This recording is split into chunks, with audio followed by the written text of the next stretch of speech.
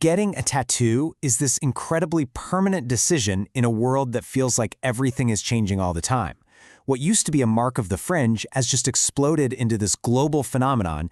It's personal, it's public art that millions of people are choosing to wear for life.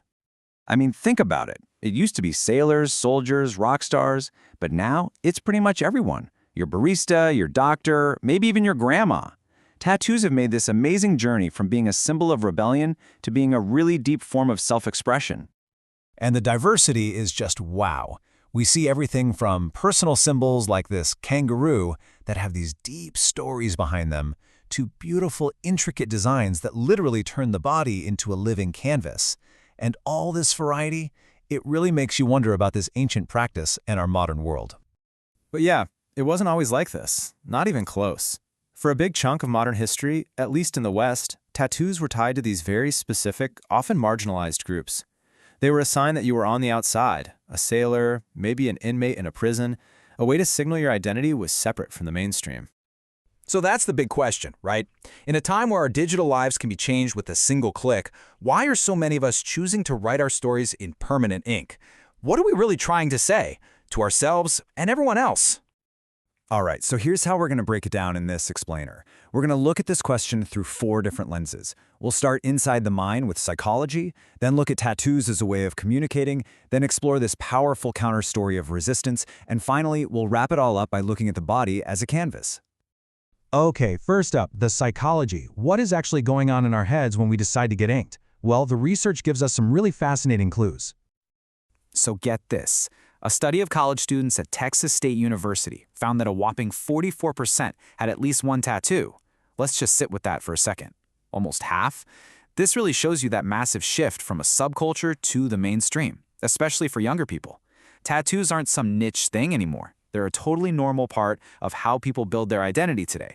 This isn't just a trend, it's a real change in how we see our own bodies. Now, here's where it gets really interesting. The why. When they asked these students for their reasons, the top answers weren't about fitting in. Nope.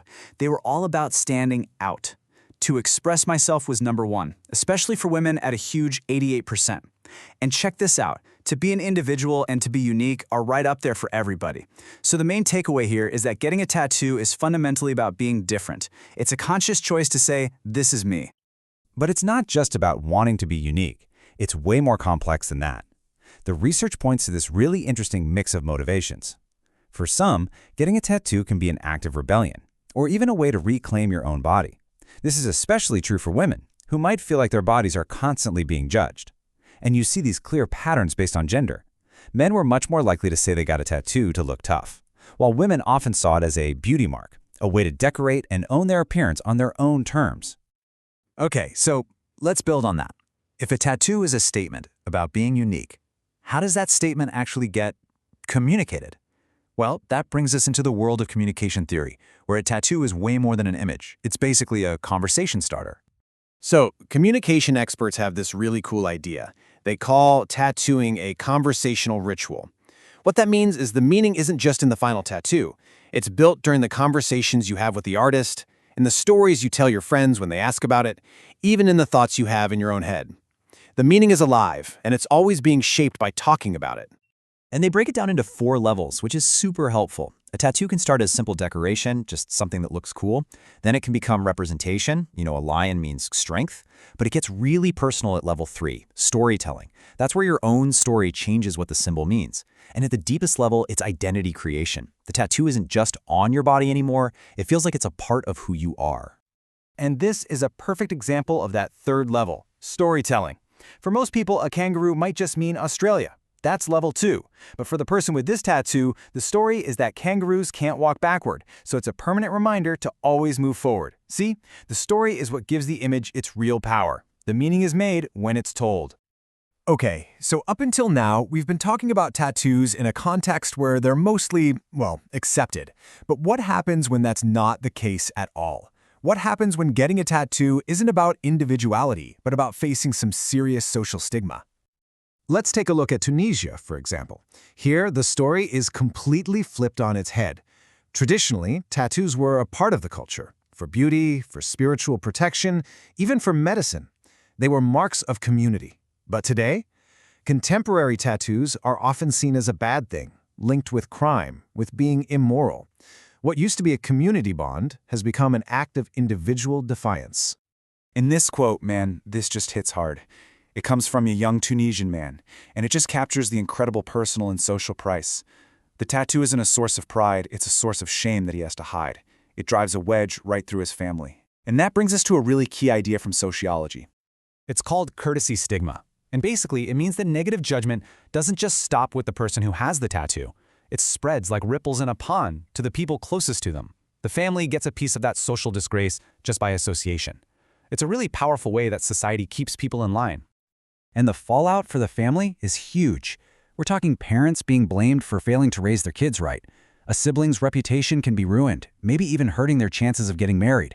The person's own spouse and kids can become targets.